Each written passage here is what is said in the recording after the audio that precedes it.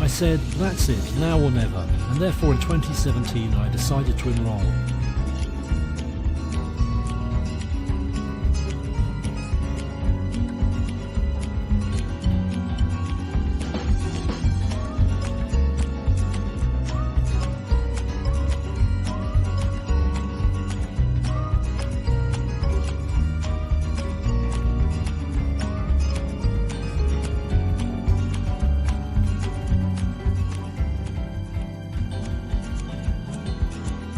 I understood that it was a little late to get a 3-year degree, but I said to myself, let's see if I can do it.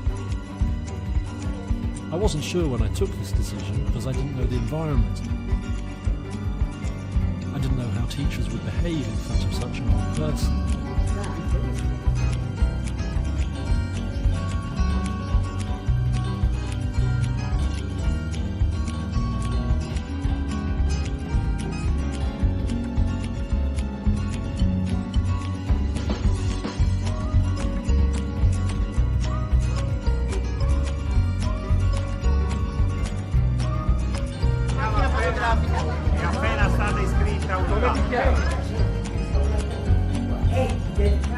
My project for the future is to devote myself to writing.